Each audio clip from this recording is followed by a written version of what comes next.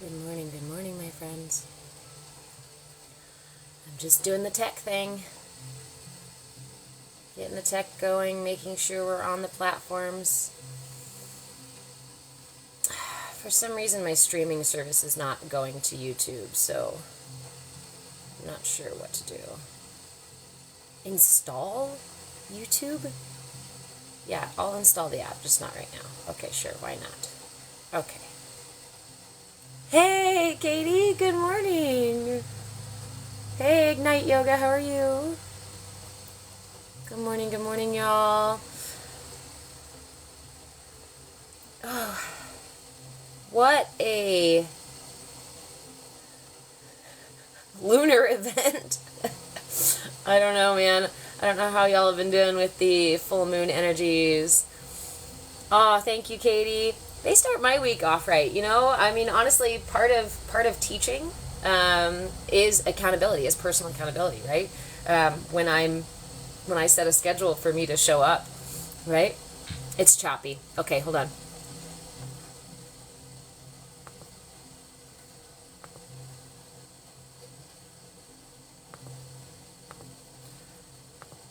Yeah, I need a whole new... Hey, Jonathan, good morning. I need a whole new tech setup. I need tech setup. But let's get YouTube going.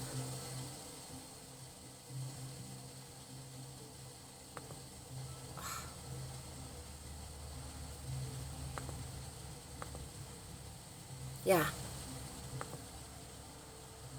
This weekend, that big full moon, that Virgo full moon. Oh, now it's not even connecting.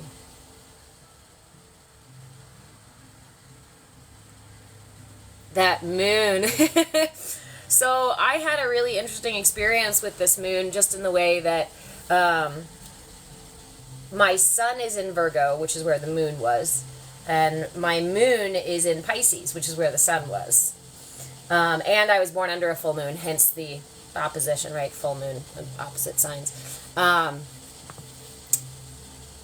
So it was a lot like being turned inside out this weekend. Let me make sure I'm live on YouTube there. Yeah, took me down. I thought I had cried, purged all that was left in me. Nope. Yep. It was really prompting me to do things just radically. It seems to be the theme for me lately, actually. Just like radical choices, radical ways of showing up for myself, radical. Hey, Mark, you too, have a blessed day. Like it's telling me, it's telling me to do a 180, right? The way that you've been doing things for this long in this direction doesn't work. It's causing frustration. You just literally just fucking turn around and go the other direction. A lot of it is the frustration right now. There's personal frustration between my son and I, just because I'm a single mom and we homeschool, and he's about to be 8, which means like going on 18, you know, where they expect to have, yeah. Hey, Nikki, thank you for the shake. Thank you guys for sharing. Thank you guys for the follows. I'm getting YouTube set up here, so just hold on just a second and we will get started. You know, Katie, and I was just saying this to somebody last night. One of the most profound styles of healing is to become a parent. It's not for everybody, and there's no judgment there at all. But literally, especially as the person carrying the child and delivering the child, literally a part of your body, literally a part of your being, and, you know, for the both parties, right, a part of your being grows into a person with their own legs and their own arms and their own head and their own mouth and their own eyes and their own ideas and their own desires and their own frustrations. And they're going to mirror you.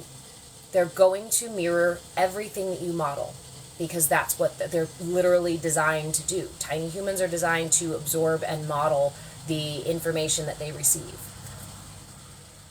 Oh, fuck. It's one thing to reparent yourself. It's another thing. It's entirely another fucking level to be reparenting yourself while you're parenting a child. And you know the thing, Mortimer, namaste from far away. The thing about, there's a couple things.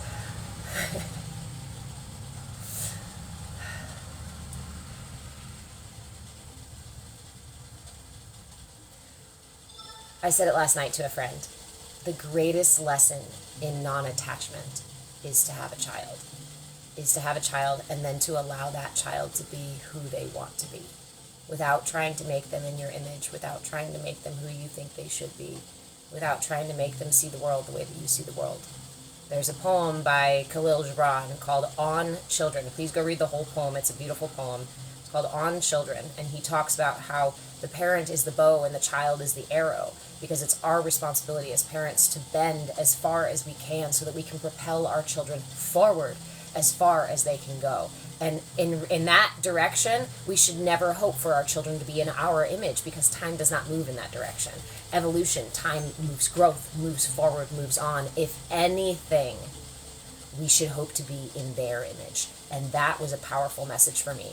I went to school intentionally to study human development and wellness because I came from a household that didn't, it was just a mess. So I was like, if I'm going to be a functional human being, I have to go to school to figure out how to be a functional human being. So I went and did that. But the byproduct is that I got to learn about child development and about human development and how and why we tick. And I thought for sure this was going to give me the one up. This was going to give me the leg up, right? If I figured all this stuff out, then I wouldn't fail as a parent. It does not matter what you know. It does not matter how much experience you have. What matters is how much you've unpacked. How much of your baggage you've unpacked. Because regardless of how much work you've done, they will find the shit you don't want to look at. They will find the stuff in the back and the bottom of the closet, packed away, wrapped with duct tape with "do not open ever" written on it. The shit you don't ever want to look at, that's what they find. They will find the shit you don't want. There we go. And why? Is it to torture you? Is it to attack you? Is it to be an awful little tiny creature, human, demon thing? No. It is to heal generational trauma. This is how we heal together. This is how we heal over generations. The stuff that our parents refused to fucking look at is always the stuff that we pick up and carry on. Is it not? Is the stuff that we take advantage of, or that we take on and say, I have to heal this because nobody else will. Nobody else is looking at this. So when your children, if you have children, or when you have children, if you find yourself in this deathlock of a battle with a tiny human and they are pushing every fucking button that you have, remember, they are trying to heal. They are doing the heavy shit that you refused to do first. So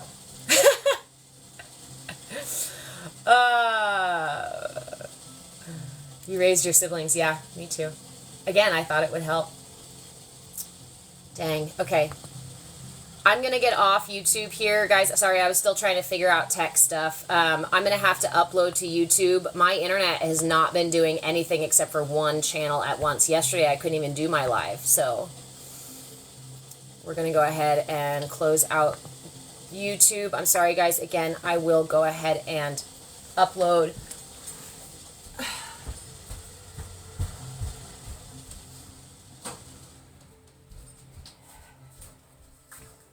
And we will practice our mudra. We have a new mudra this week. Hold on.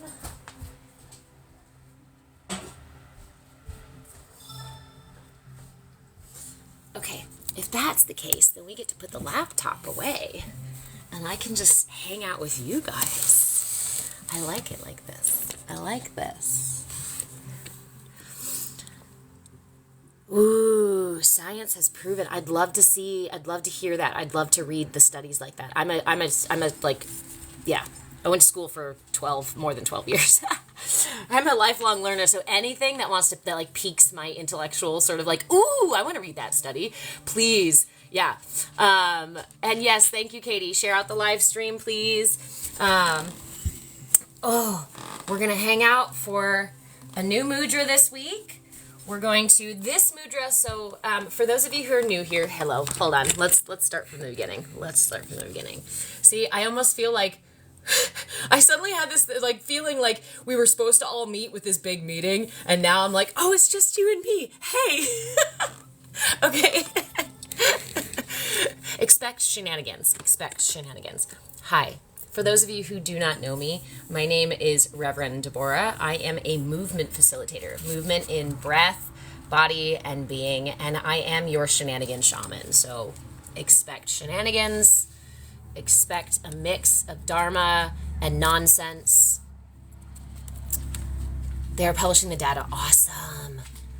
Yes, agreed, Katie. Message me if you have info on where to find it. I would love to share some studies and stuff with you if that's kind of what tickles your brain too. I have so many of them that are really cool.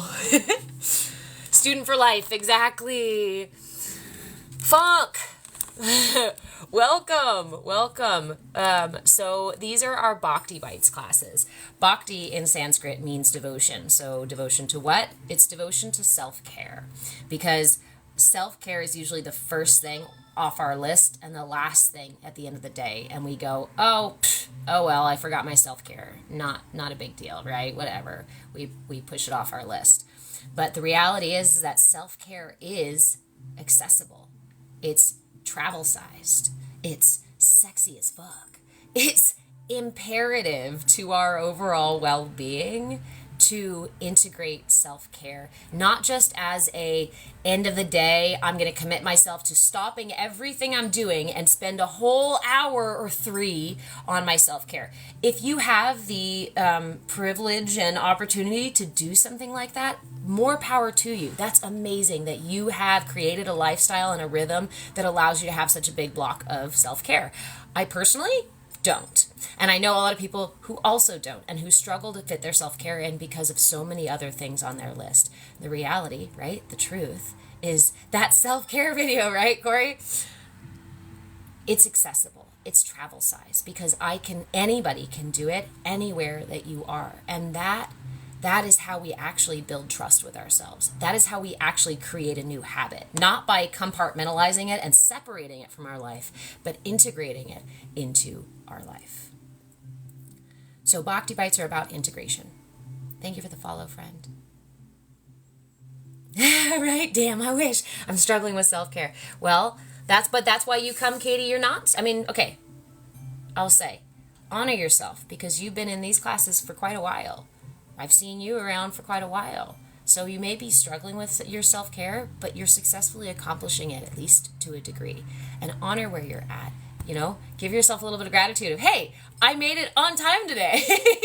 Right? And Glitterbee, eating lunch is an important part of self-care, right? We want to make sure that we accomplish all the different parts of self-care, all the different breath, body, and being, right? Not just body, not just breath, not just our mind, we don't just wash our feet when we go in the shower, right? We wash our whole body. So we want to make sure to get all the layers of self because you are far more than just your physical body. In fact, we have multiple bodies outside of the physical body. In fact, if you look at the whole body, the whole self, as a cairn, the stack of stones, right? The balanced stack of stones. The body is just the top pebble. All the other layers underneath are your emotional body, your mental body, your spiritual body, your bliss body, all these other layers, energetic body, all these other layers underneath. When any of these are out of alignment, what happens? But the body responds. That top rock on a stack is the one that first wiggles. When you move anything else, this one wiggles. It's our check engine light. It's letting us know what's going on in these other layers that are less that we don't perceive as much, right? In our physical illusion state. You rested intentionally this week. Literally purging so much ancestral trauma. Yes. Yeah. That's the thing too, guys. Please be like, when we are moving through collective ascension, when we're on a planet that is increasing its vibration, changing its frequency, and our physical bodies are having to adjust to that. It's not, again, not just our physical bodies, it's all these other layers. We're having to adjust to it. You're going to experience symptoms that show up in the physical body and look like things like feeling like you got the flu, body aches, stuffy head, headache, migraines, right? Blurred vision, difficulty speaking. There are so many things that can manifest when our frequency is changing, when our frequency is adjusting, and just throughout our day, like, because our frequency moves, our body, our energy bodies. My son and I were just talking about this last night. He said, I don't like that when I'm mad, my energy body shrinks. I love him so much because he felt like it was less protective. He wasn't as protected, right, when his energy body shrinks in. So he was like, I hate that like spirits can get closer, energy can get closer to me when I'm mad. But it is. It's a fluctuation. Balance is not static. Think about when you are standing, trying to balance on a beach ball, right? If you ever tried to stand on a basketball and balance, right? We were all those kids who tried that silly shit. So you stood on a ball and tried to balance. Is your body holding still?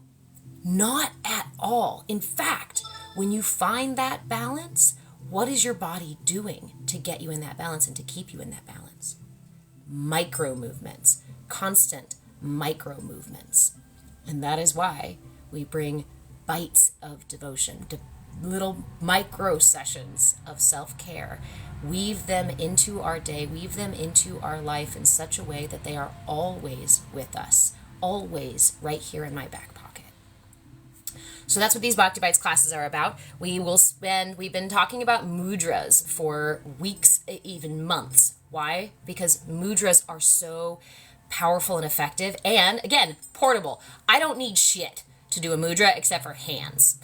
So if you've got hands, you've got the tools to do mudras. You've got the tools to affect your energy body in a very profound way. You've got the tools to bring it into alignment. And if you're aligning and affecting and adjusting, balancing your energy body, you're also going to be affecting the physical symptoms you're experiencing, the emotional symptoms, and the mental symptoms that you're experiencing. It is that mother effing powerful.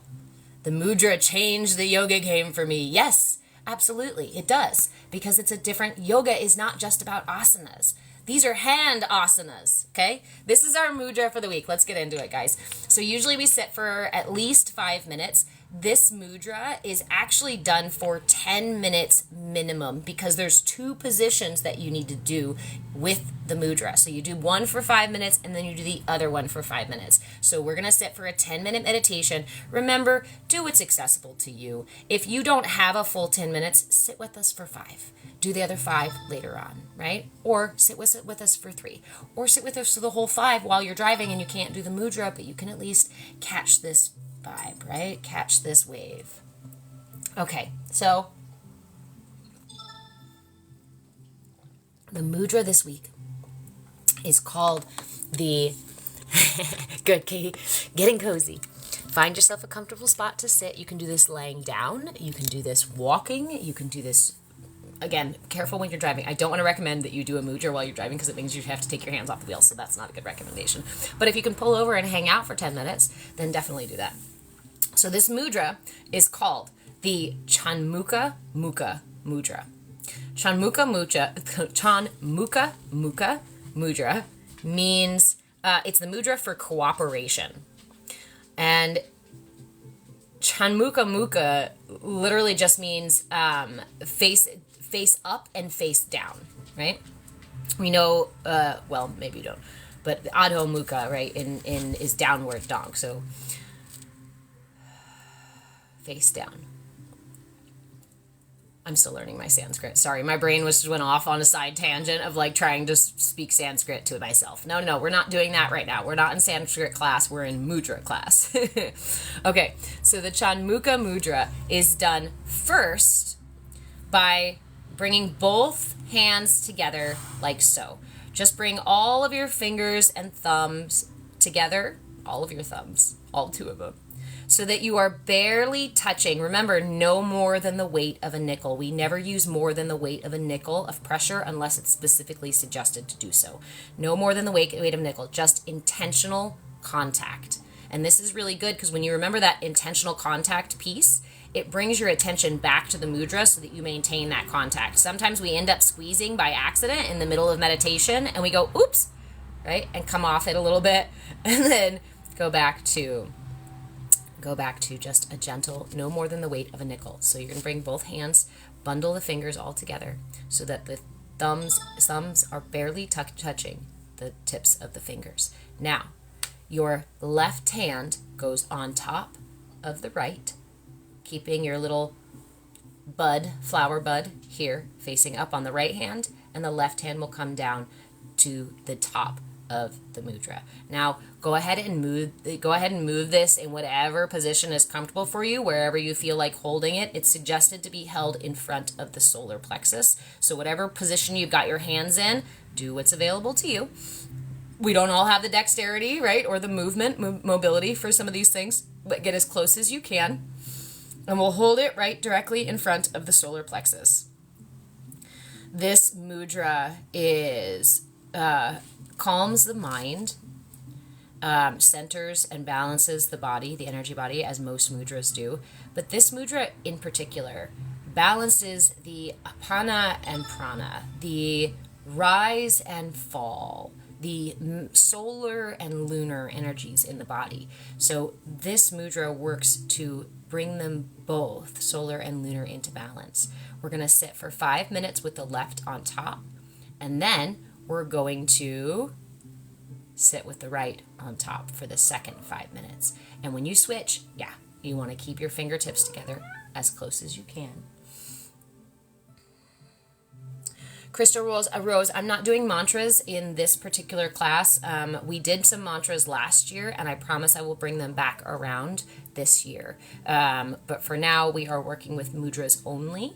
On Mondays, we do a very simple meditation, so we're literally just sitting with the mudra. We're not adding anything else to the practice, because the point of our practice on Monday is to experience the mudra itself without any additional stuff. Okay, and then Wednesday we go a little bit deeper. Saturday we go even deeper. So there isn't a mantra that is meant to be specifically paired with this one that I have seen.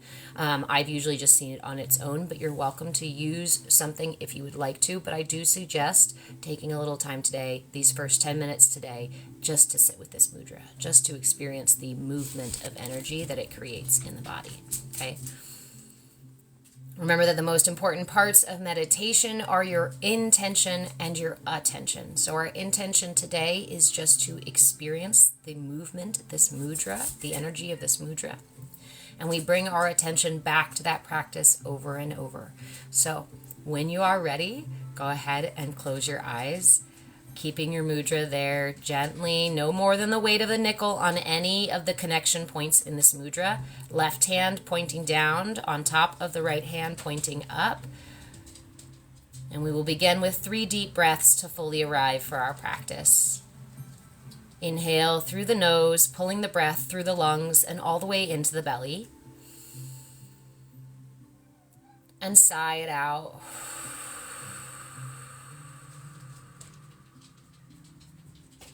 Inhale again, lifting the heart and elongating the spine.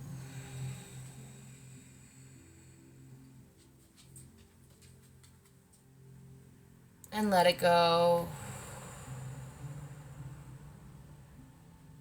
Inhale once more, expanding the rib cage in all directions, front, sides, and back.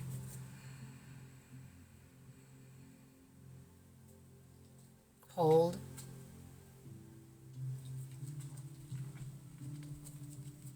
And slowly exhale through the mouth.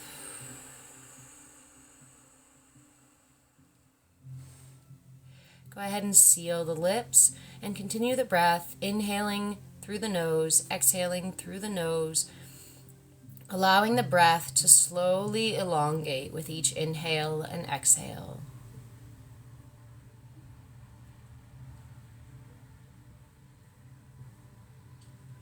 Take a few moments just to ride the waves of the breath. This is our moment of sinking into our practice. This is that moment in kindergarten class when the kids are trying to get settled on the mat, but we're not all there yet. And you've got to take a moment as the teacher to speak softly to the children, bring them back to the mat, remind them it is time to come into stillness. Because our mind monkeys are like that. Our mind monkeys are children. Excitable, bouncing all over the place. And when we remind them to come back to the practice, we do so with love. We do so with compassion and patience.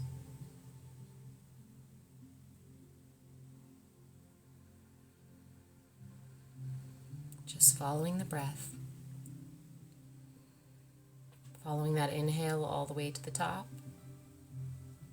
And the exhale all the way to the bottom. And when a mind monkey runs off, take it by the hand and gently, lovingly lead it back to the intention here. And it's just the breath. I inhale my intention to follow the breath. And I exhale any tension in the breath, in the body, in the being.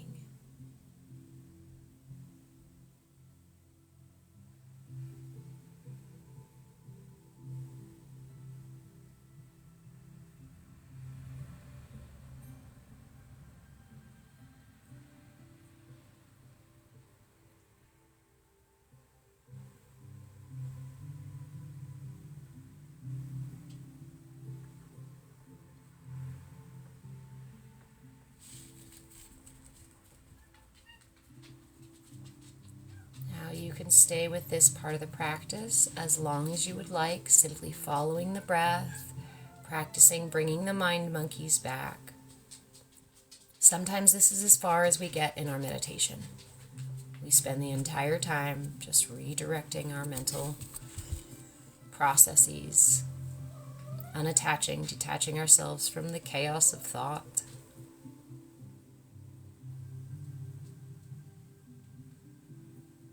If you would like to shift, if your mind has come to a place of at least a little more stillness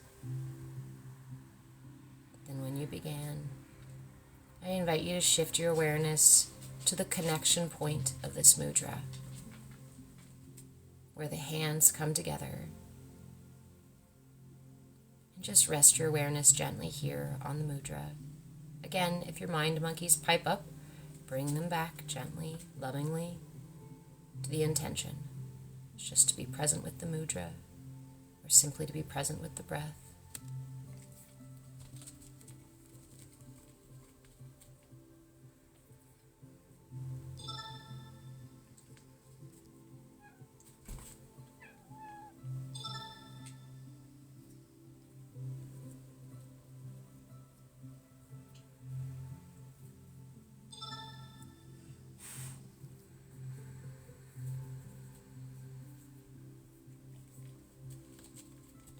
You may notice the longer you sit, you may notice some physical sensations.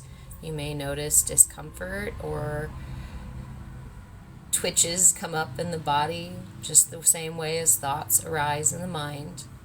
Allow these to rise and fall the same way you're allowing your thoughts to rise and fall, the same way the heart rises and falls on your breath. Simply bear witness to the rhythm without engaging in it. Gently, lovingly bringing your awareness back to your intention.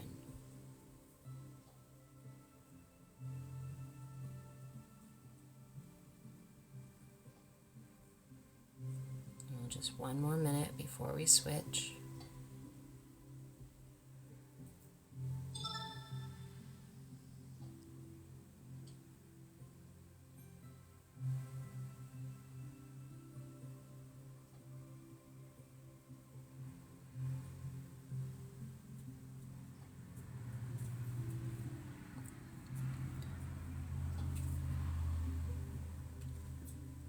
Go ahead and take a deep breath in. Fill your lungs, fill your belly with fresh air. And switch on the exhale. Again, just twisting the fingers around each other so that now you have the left facing up on the bottom and the right facing down on the top. Return to the slow, steady rhythm of your inhale and exhale. Allow the breath to anchor you back into the present moment.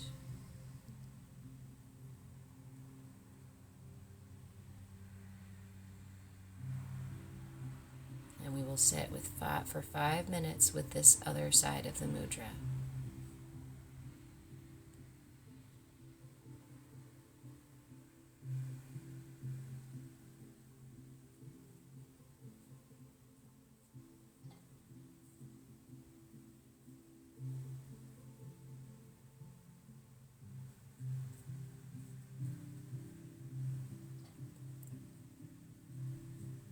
Inhaling your intention,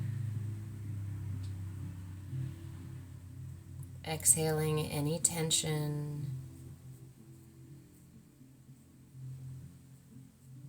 gently, lovingly bringing our attention back to the intention.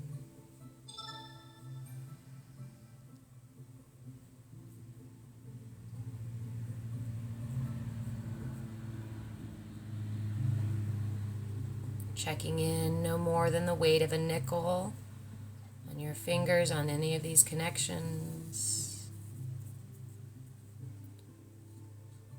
Floating the mudra in front of the solar plexus, which is the area between the belly button and the sternum.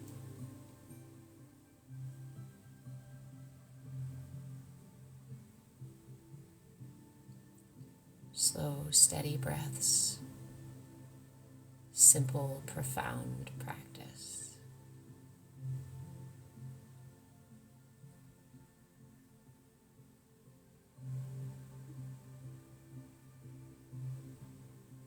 Just a couple more minutes. Keep breathing. Keep bringing your attention back to your intention. There is nothing else in this moment but this practice. The breath, the mudra, the intention.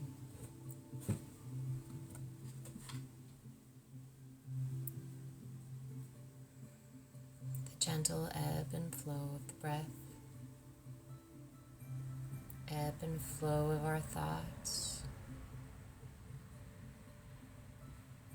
Rise and fall of sensation.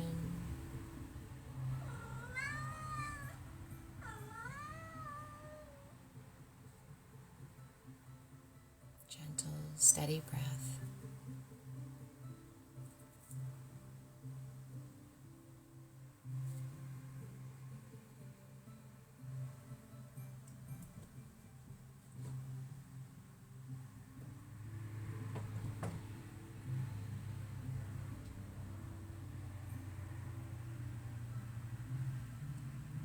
Just one more minute.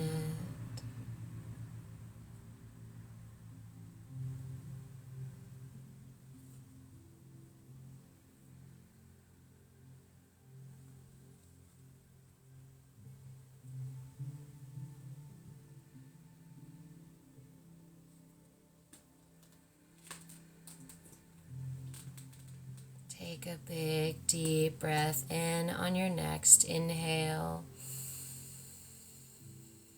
Hold at the top. Allow that breath to swirl around inside of you, to clear out anything stuck, anything no longer serving you, creating a little more space, a little more stillness. And slowly exhale as you release the mudra. I invite you to pause for a moment here. Resting your hands palms up or palms down in your lap. Remaining eyes closed. And just pause to scan the body, to be present with where the body, the breath, the being are in this moment. Notice those soft edges. Notice the extra space within.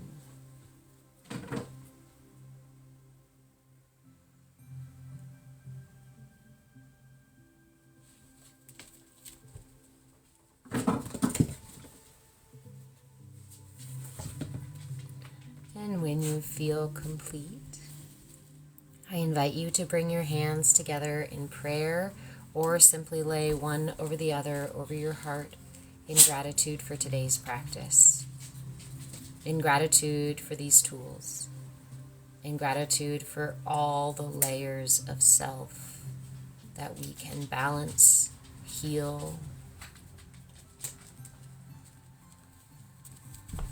Offer yourself a little gratitude today for taking this time for self-care. I'm so proud of you. You did it. And you are so fucking worth it. So thank you. Thank you for joining me. Thank yourself. When you are complete, I invite you, or come out of meditation slowly. Please do so slowly. Offer yourself some wiggles and some stretches. And ooh. Only opening your eyes when you're really committed to coming back to reality. Shit, it's still here. Aw, thank you guys for the gifts. Happy Monday, Zach. So again, this is the Chonmukha mudra. It's the mudra for cooperation. And most mudras have kind of a stationary aspect to them. This one has two different positions that are meant to be done when you practice the mudra. Left hand first on top, right hand on top second. So we sit for 5 minutes in this position, holding the mudra in front of our solar plexus. And we sit for 5 minutes in this position, holding the mudra in front of our solar plexus. So remember, this one is calming to the body, to the mind.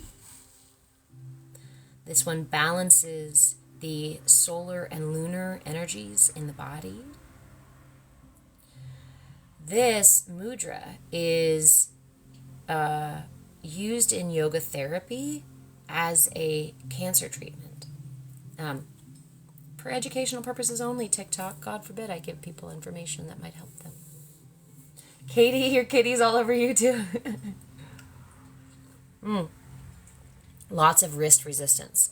You are very welcome, Christina. You're very welcome, Nikki. Okay, so when you find resistance in a mudra, the first thing I suggest is shifting it to find what works for you. Maybe you need to move it a little lower, maybe a little higher, maybe a little further out, maybe a little further in.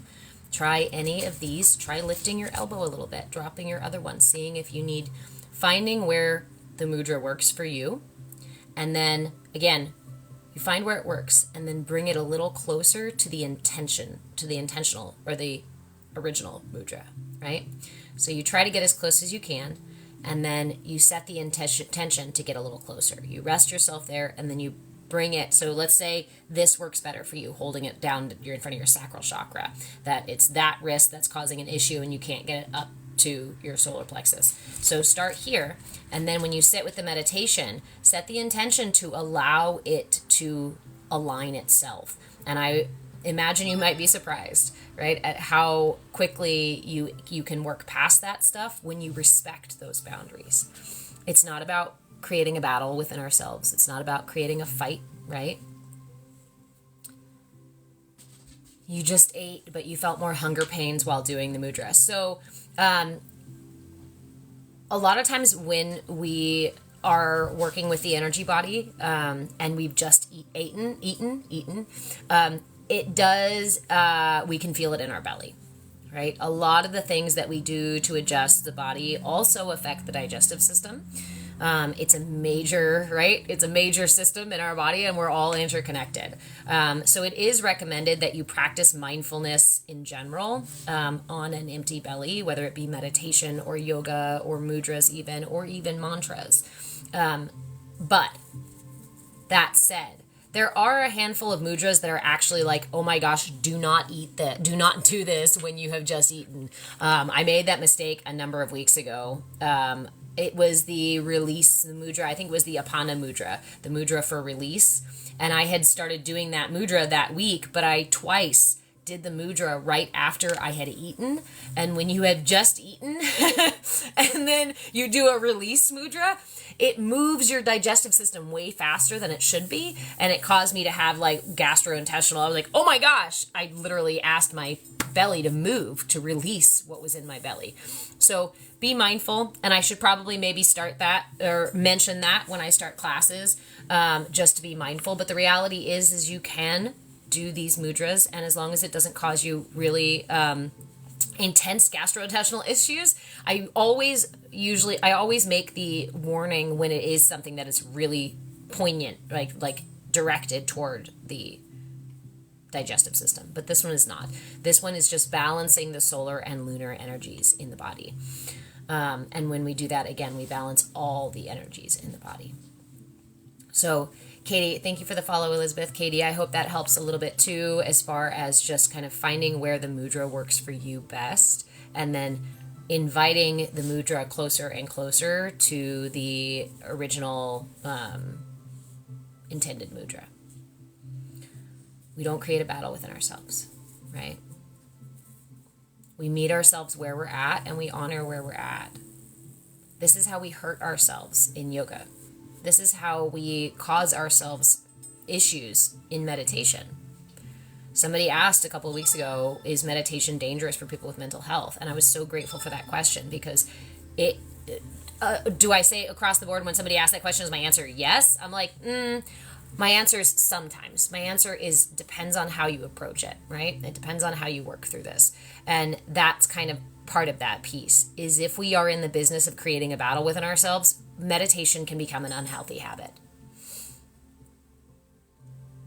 Your solar plexus is where it's not balanced properly. Makes sense. Crystal, for balancing the solar plexus, I'm not sure how much you know, so I'm just going to offer you stuff because this is what I do. The solar plexus is represented by the color yellow. So if you're working to balance your solar plexus, I suggest bringing anything yellow into your world. I particularly struggled a lot, and still this is my practice this year, actually, is my solar plexus. I have done so much other work to get to the layer that I can finally work on my solar plexus, but I'm bringing more yellow in. And here's the thing, if you want to know what chakra is way out of balance, if you have something like totally out of balance, ask yourself what color you will not wear. What's that one color that you're like, ew, I hate that color on me. All shades of that color, I fucking hate it.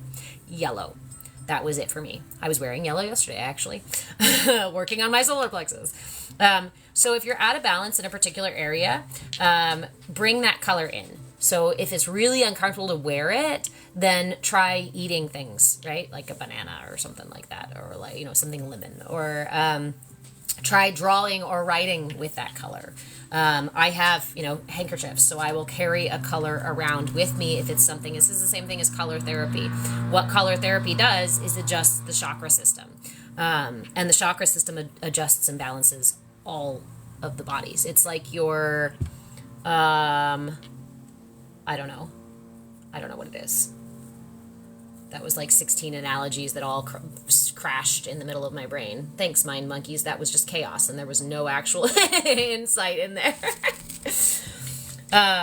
Yeah. So this particular mudra is affecting the central energy channel, which in Sanskrit is called the Sushumna. It's affecting the central energy channel in the body. And we are balancing the downward force and the upward force.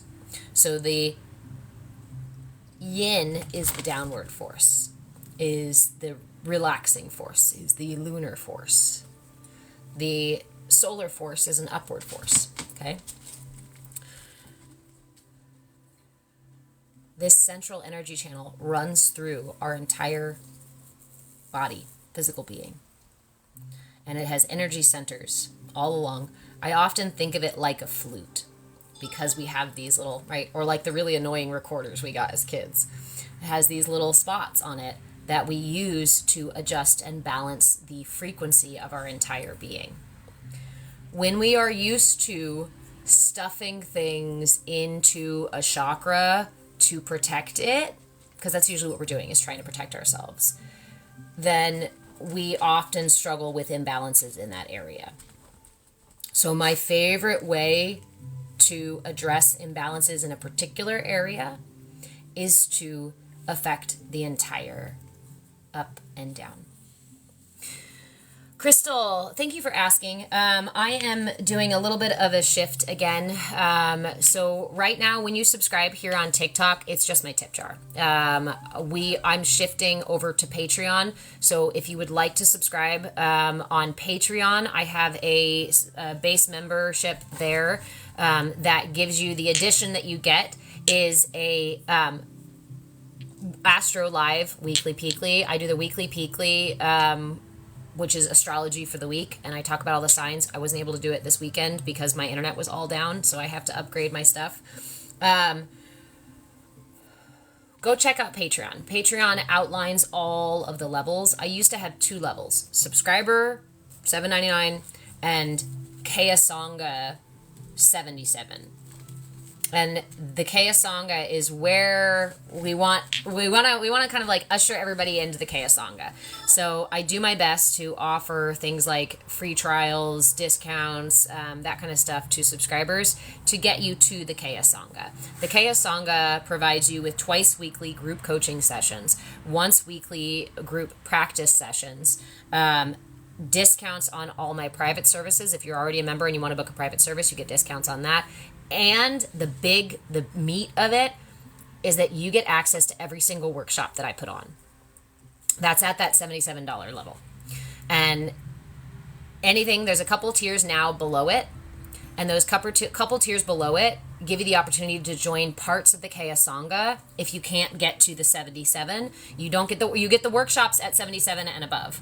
But below that, you get access to the group practice sessions, and then you get access to the group coaching as well. So if you're not sure what level or how much you want to be engaged in the CAYA Sangha, those different levels are for you, and there are free trials of multiple levels there.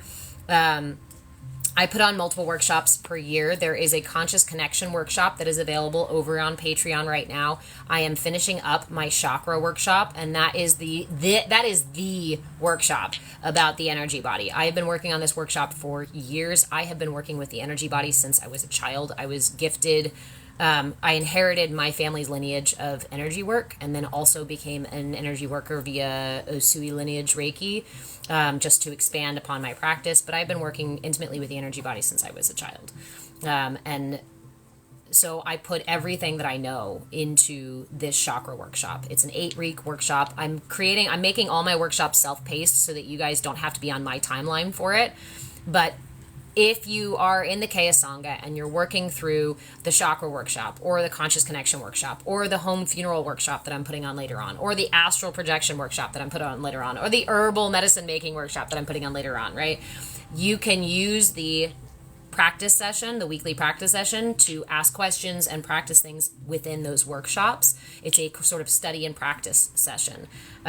So the reason I'm shifting right now is twofold. One, I've been paying for a website that hasn't been working. For those of you who are members in the CAYA Sangha, it just now came to my attention that my email campaigns have not been going out to you guys. I just saw the messages this morning that weren't there before that said email campaign failed. Email campaign failed.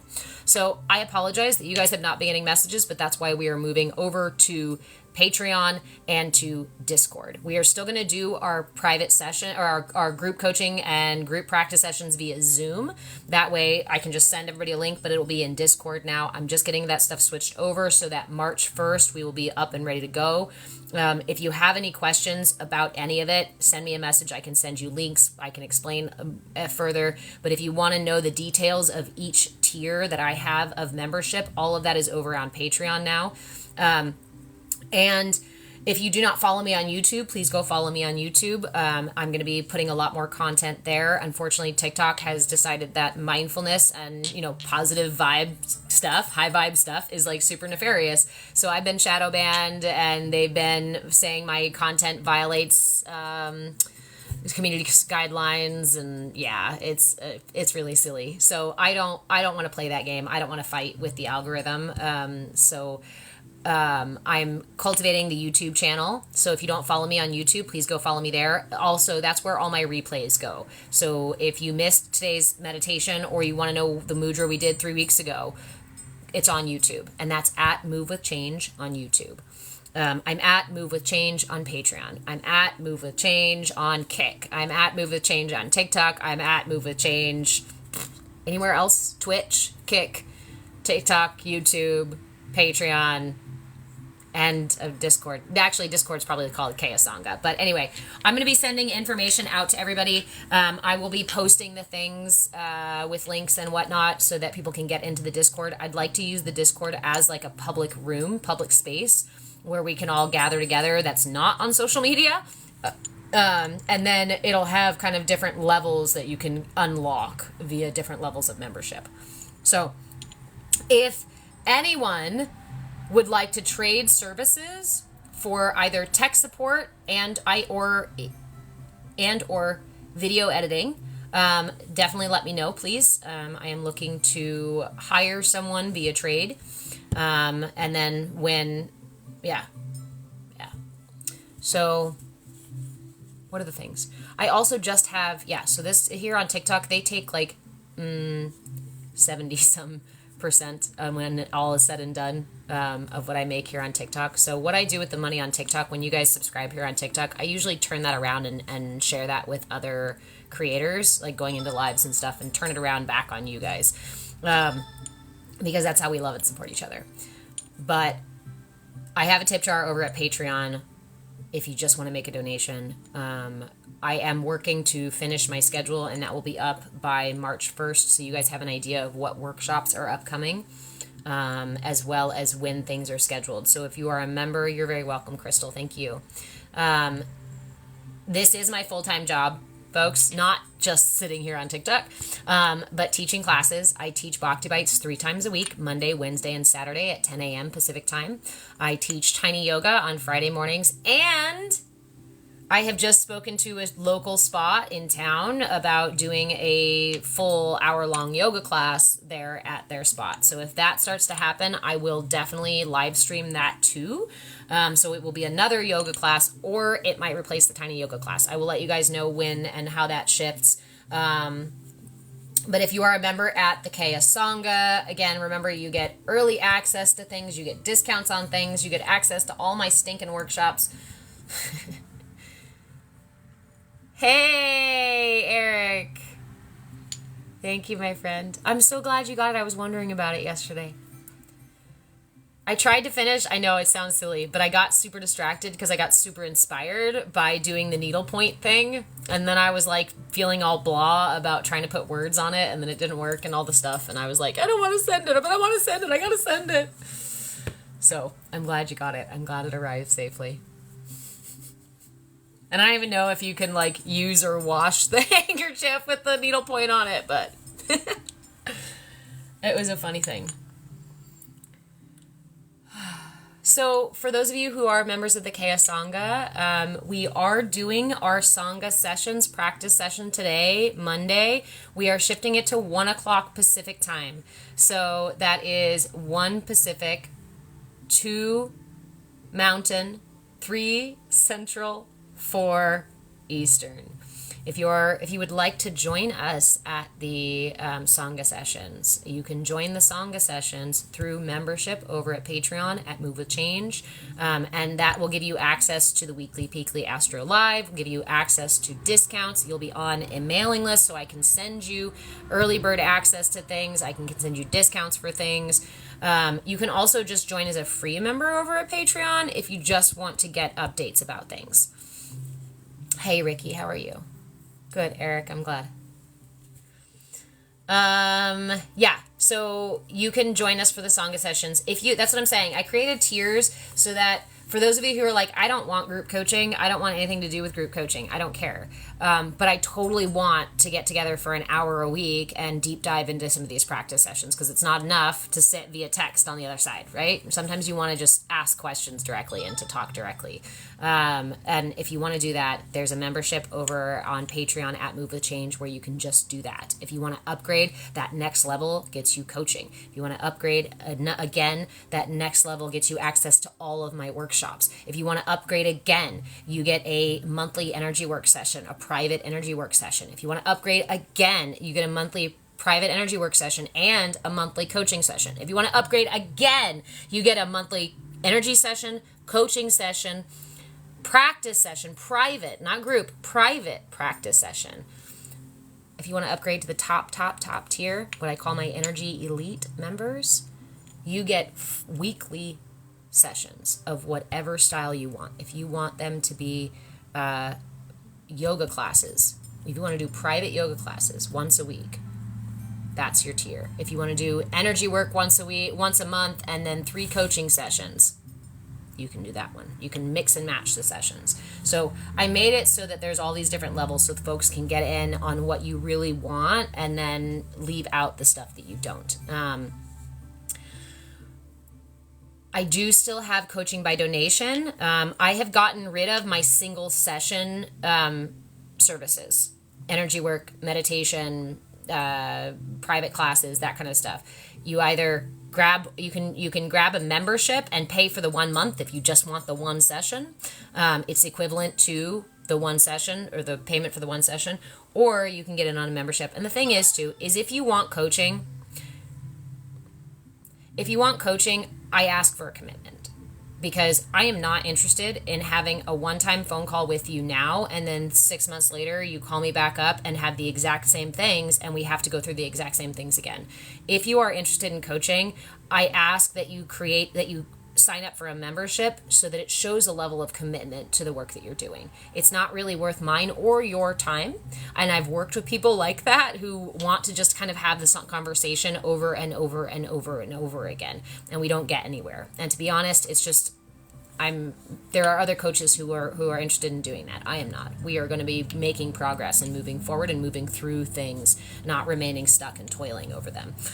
So I've gotten rid of all my one-offs, a la carte services, but I've left coaching by donation. So if you'd like real coaching sessions, then sign up for a membership. If you would like to just pop in and ask some questions or vent for a minute or, whatever you need, we have coaching by donation. They're 15-minute sessions. I have it in the shop on Patreon. I had to kind of finagle it to figure out how to do it. But what you do is you purchase the minimum purchase, which is $3.33 for a download. It's a flyer that you'll download that has a QR code and a link. You'll follow that link and select a time on my calendar for the coaching by donation. And you'll pick a 15-minute slot, and we will have that 15-minute slot. Then I also have a tip jar too if you want to make a further donation there. I just have it. Patreon makes me do a certain amount, so I had it for $3.33, and that gets you the flyer, which you can schedule an appointment, get your 15 minutes, and then that can be it. If you only have $3.33 and that's all you want to spend on it, then that's fine. That's why it's coaching by donation, and that's why it's only 15 minutes. But I ask that you limit it to once a week. If I find somebody is doing this multiple times a week, every single week, then I'm going to shift you to membership. Then you need to make a commitment to membership. So that's just holding you accountable and holding me accountable, right? Always wonderful to see you too, Ricky. Thank you. Oh, I'm so glad, Eric. Love you. Enjoy your day. So yeah, the Sangha sessions are at 1:00 today. Coaching by donation now has an open schedule, so you can just book your thing. Group coaching is still going on. Again, you guys, we missed it last week because my fucking emails weren't working. Hi, Mike. How are you? We are actually just wrapping up here. I am giving little announcements and letting people know where they can find memberships, where they can find coaching, where they can find practice sessions, where they can find group coaching. The group coaching right now for the Sangha members is Wednesday evening at 4:30 Pacific time and Saturday at noon. But I am finishing my schedule. I'm literally fighting the internet. So once I finish fighting the internet, once the internet stops fighting back, I will have a schedule up and posted. But if you would like to join at any tier, please go over to Patreon at Move With Change. And at the very least, go over to YouTube and follow me at Move With Change over there. Once I get 500 followers, we can actually start offering like subscription stuff over there. And as members also, I will be creating things like unlisted channels where you guys will only have the link to like replays for Sangha sessions and stuff like that. Yes, thank you, Mike. You're very welcome. If you have any questions about any of it, if you'd like to offer feedback, if you'd like to correct my Sanskrit pronunciation, if you would like to debate any topic, feel free to send me a message. Thank you, Kay. Thank you, Kay. It's shifted. I used to live in an orange bubble for many years. And yeah, it's just a recent thing to move up to a blue-purple. And I'm pretty excited about it because it means big changes for me. Thank you. Because I'm doing my thing that I love, right? I'm standing in my authenticity, sitting, albeit, in my authenticity. Being present with you guys, sharing the tools that have literally not just changed my life, but literally saved my life. I know you guys probably hear me say this before, and sometimes you might roll your eyes and be like, oh yeah, whatever, I've heard that before. It literally saved my life. No. I have been on the very bottom. And the thing is,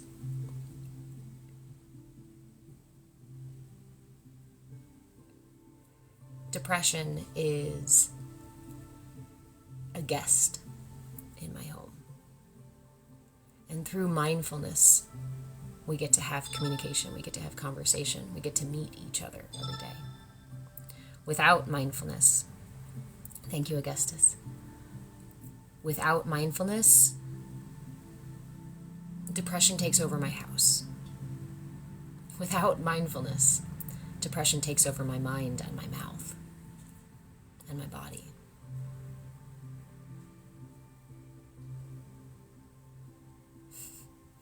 Thank you, Ricky. I have a mailing address on my website at movewithchange.com. The website's about to downgrade to just like a placeholder because I'm not paying for it anymore. But if you ever want to send gifts, I have an address. I have a P.O. box. Well, it's not. Yeah, I have an address there on the website. If you are if you want I can also just send it to you via message if you send me a message. Thank you. Brene Brown tells us through her studies that even she was surprised by that trust is built in the tiniest of moments. In the smallest of moments, not in the big ones, but in the small ways that we show up for each other. And I thought that was a really beautiful way to think about building trust with ourselves, taking care of ourselves, self-love. If I'm going to cultivate a sense of self-love, of truly appreciating myself, of trusting myself to be present and to protect myself and to make good choices for myself, I don't earn that trust. I don't earn that love by big moments, right? It's easy to protect myself in a big moment. It's a lot harder to protect myself in those smaller moments where I go, oh, well, it's not that big of a deal.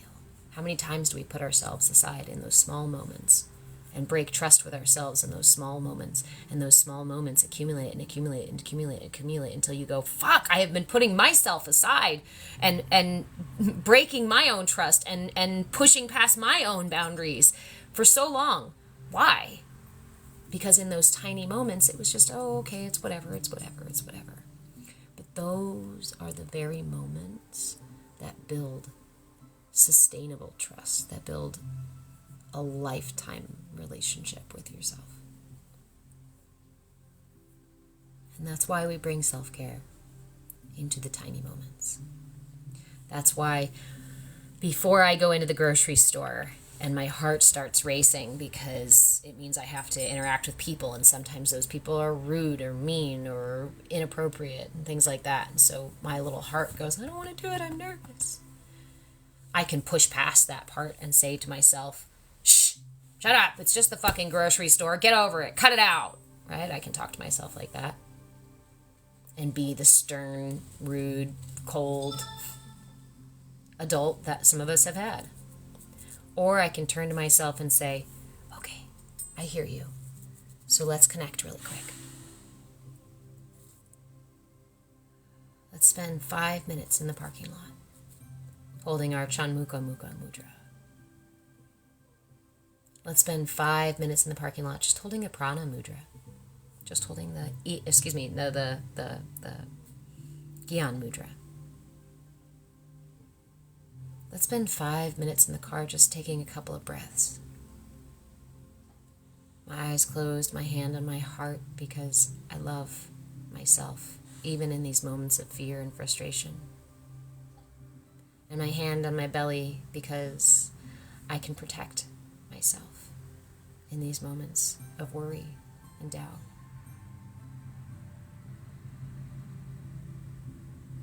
I breathe in that intention, that state of being, that presence for myself, and I fill my body with it.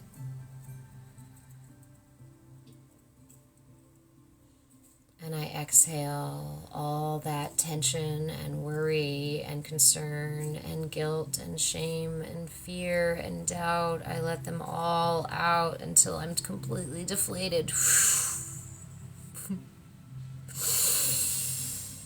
I love myself, I trust myself to keep myself safe.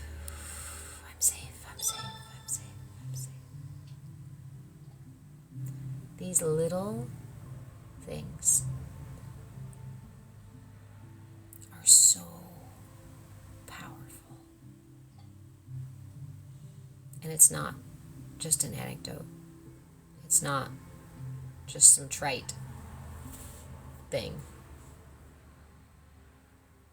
It means the difference between... Actually, that was a whole lot of stuff. Again, train wreck of ideas.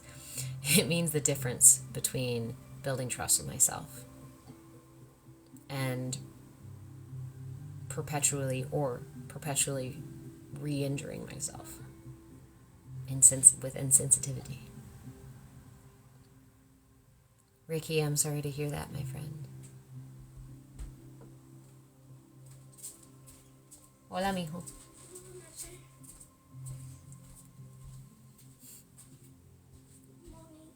Good morning. Buenos días. See? What? Monday. Yeah. Are you excited about your... My son and I have been working through a little bit of difficulty with chores and boundaries and things like that. It's about the right age for it. And he recently accomplished 4 whole days back to back of getting his responsibilities taken care of. And he's earned himself a whole day off. No chores, no responsibilities, just free screen time. And he is utterly elated about it. And I'm really proud of him because we've been struggling for years. We used to be a really good team. And then he hit this moment in development where he wanted to do other things. and didn't want to participate as much, didn't want to do the things that he needed to do, even, like brushing his teeth and eating food. Like, these things were like, no, I'd rather go play. I'd rather be on a screen. I'd rather be whatever. And so it's been a bit of a road of us trying to navigate that. But I'm really proud of him, because when he put the effort in these last couple of days, he turned to me and he goes, "That's it?" I said, "Yeah, that's it. That's all that you've been needing to do is there's like 3 or 4 simple chores. He goes and gets a couple more pieces of wood for me. He empties the ash out of the fireplace once it's all cold, right? He helps put away some dishes, right? These are not big things, but I explained to him that we both share this house. We both live in this house, right?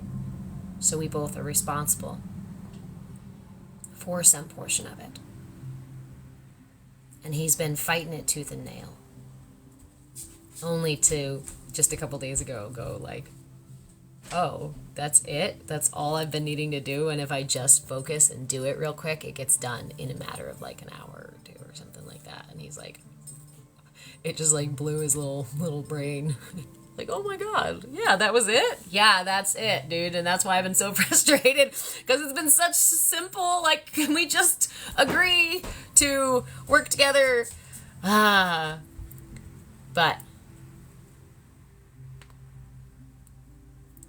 But in that was also a gift for me. And it wasn't until I received the gift that we were able to move forward. We must remember as parents, whether it's a parent for somebody outside of ourselves or it's a parent for ourselves, it is our responsibility to be the bigger person, to take the higher road. We model for ourselves and for our children how to be the better person.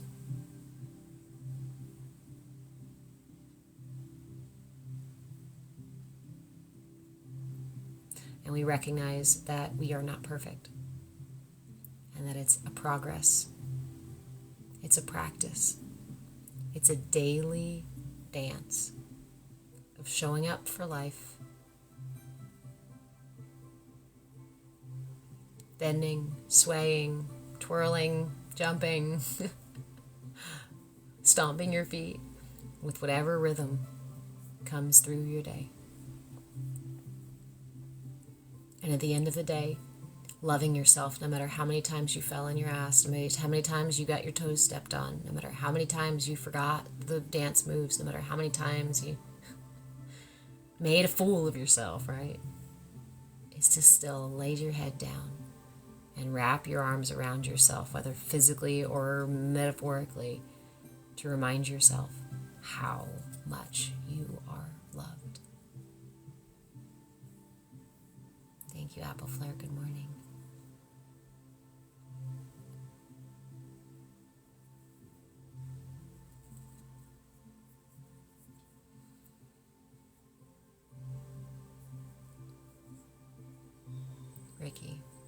Ricky, understanding is about, for me, it was about necessity.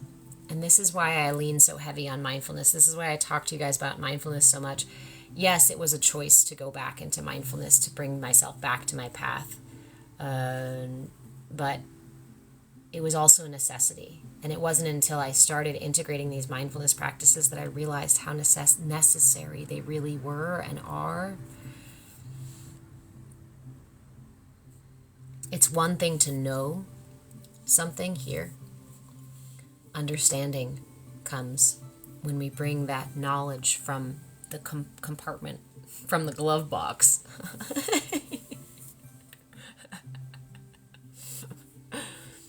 And we pull it down into the rest of the being. And we weave it into our very tissue and sinew and muscle and bone, until we allow it to soak through us, to permeate every cell of our being, so that my body becomes so familiar with it that when something comes at me sideways, mindfulness is my first reaction. right? The trick is going from reaction based on previous programming that we haven't looked at, that we haven't paid attention to, oftentimes reaction that are immature and not related to the present moment, and turn those reactions into responses. To be responsible for our response, for our reaction, and to create new pathways and new connections in our brain and in our body, so that when somebody yells at me, instead of my body going like it used to before in protective fear, I can remain with my shoulders relaxed, and I can feel that wind as it caresses my cheeks, and someone's right energy comes washing over me without knocking me down, without having to go through me, right? Without having to penetrate me.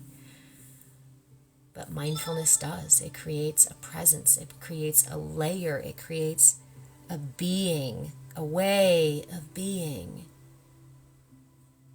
that is like finding the eye of the storm. That is mindfulness when we integrate it into an understanding. Mindfulness is being in the eye of the storm. And when the storm gets so strong that it sucks us out of the center and we get sucked into the chaos, we just have to find that center again.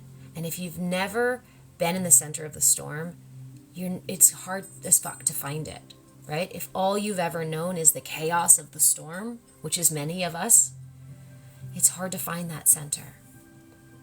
So I invite you to integrate these practices in the moment by moment by moment. You can't always stay in the center of the storm. Life is not homeostasis. Life is not static. Life is not stagnation. It is an ebb and a flow. It is a rise and a fall. It is an out and an in. It is a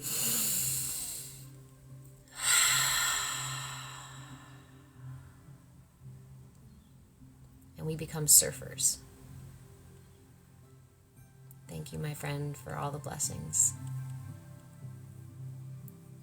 Or, hey, Ryan, how are you? I love the eye of the storm. So, Ryan, I was just saying earlier, I don't know how long you've been in here, my friend, but I was, hey, Em, you're here too? Awesome. So, guys, I just recently checked on some back-end side of my website and found out that my email campaigns have not been going out to you guys.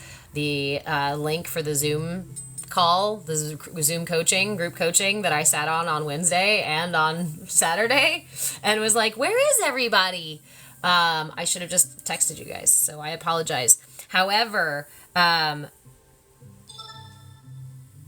working on some changes to get us over to Discord. That way I can just post it in Discord, and we can have a chat in Discord, and you guys can just have the link, and rather than me having to go through these other layers of...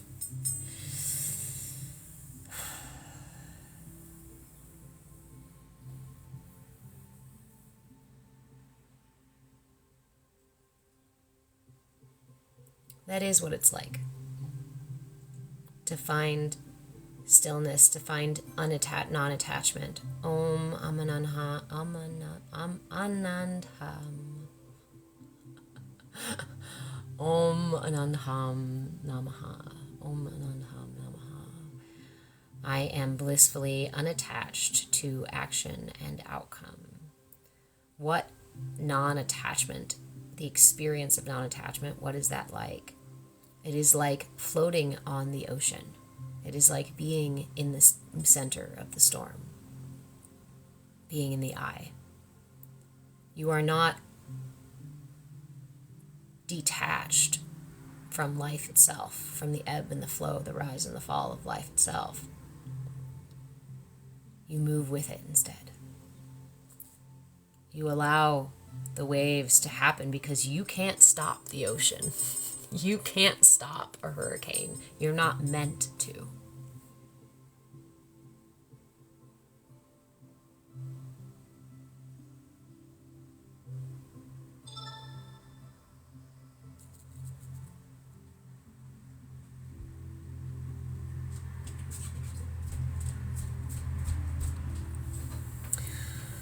So, For my friends, CAYA Sangha members, remember that Sangha sessions are happening today. I've moved it to 1 o'clock Pacific time, so that's 1, 2, 3, 4 Eastern time.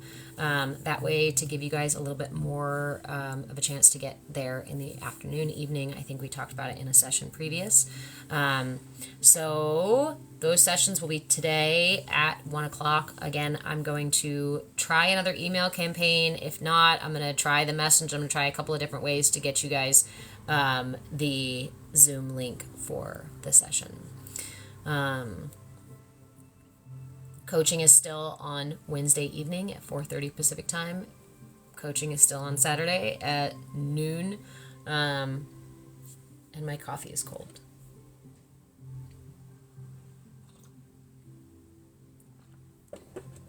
So my lovelies, if you have any questions about working directly with me, send me a message.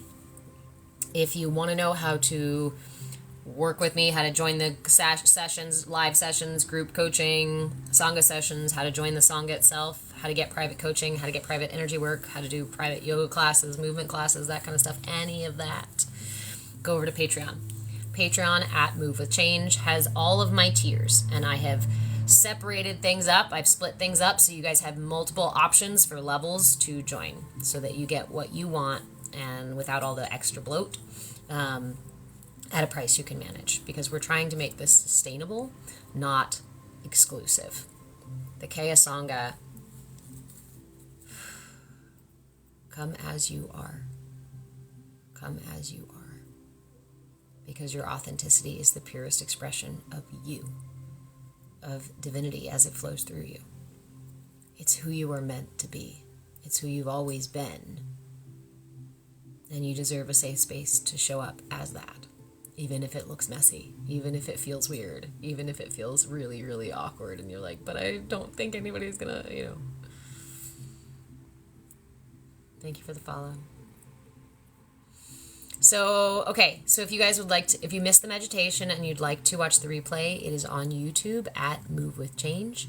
I'm on Patreon at Move With Change. I'm on Kick and Twitch at Move With Change, because we will be live streaming there too. We are setting up the Discord for the CAYA Sangha, so there's actually a space and a platform where we can communicate regularly with each other. The beautiful, beautiful thing about that Discord, thank you, Julie.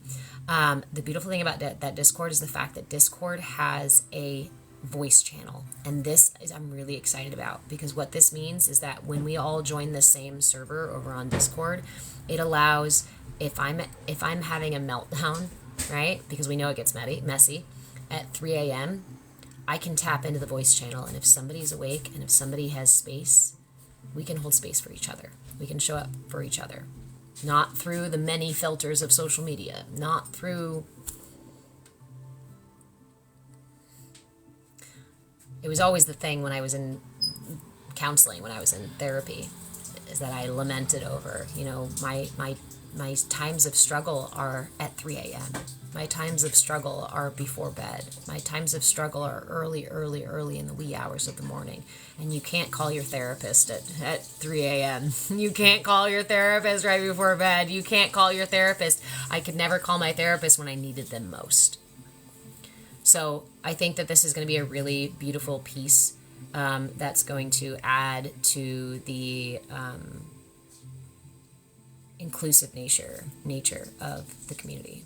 And again, that's the CAYA Sangha. CAYA stands for Come As You Are, because you deserve a space to show up authentically.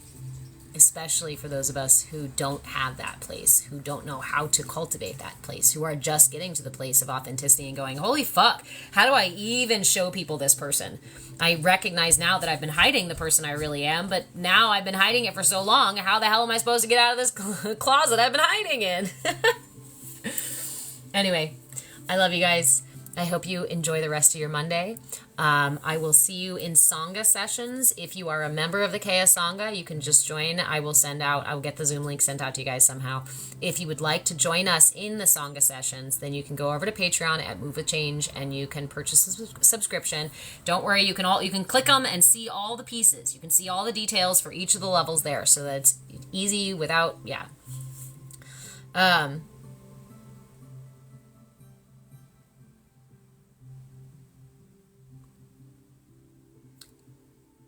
And go follow the YouTube channel at Move with Change so that you can watch the replay. Our mudra this week is the Chonmukha mudra, and I really enjoy it. I like this one because it actually has two positions. It is done like this, left hand on top of the right, and then it's done like this, right hand on top of the left. You begin with your right hand on top of the left, sit here for 5 minutes with the Chonmukha mudra in front of your solar plexus, and then after 5 minutes you switch right hand over left in front of your solar plexus. Now, as we were talking before, you want to make sure that you modify this mudra to find the edge. So modify what's available to you. If you can't do this right off the bat, that's okay. Don't force yourself into this position. It'll make it harder for you to hold the mudra and actually create struggle and strife and tension within you. We're not in the business of creating tension or battles within ourselves. So if you need to hold it out here, if you need to hold it up here, if you need to hold it a little bit lower, if it's a little sideways for you at first, start there. And then when you sit with that mudra, set the intention for the mudra to get the mudra to where it's intended to be. But don't do this by force. We're not trying to hurt ourselves. We offer ourselves loving compassion, honor where we are in the moment, and receive the gifts within that moment, within that, when we meet ourselves where we are. So again, this calms the mind. It balances the prana and apana, the in upward and downward flow of energy in the body. It harmonizes the energy flow, the in and out, the up and down, the yin and yang, the lunar and solar energies in the body. And again, educational purposes only, TikTok. This mudra is used in yoga therapy for cancer treatment and for autoimmune diseases. So if you experience any of those, if you have any of those, I highly, highly recommend sitting with this mudra. Please sit with the mudra for 5 minutes on both sides, left first, right second, for a total of 10 minutes. And if you join me on Wednesday, we will add more to our meditation. Again, the replay is on YouTube at Move with Change. We will add more to the meditation. We will add a little bit more to this mudra, a little bit deeper on Wednesday. So that's 10 a.m. I love you guys. I'm going to go figure out how to get... That's cat hair. There's cat hair on my selenite.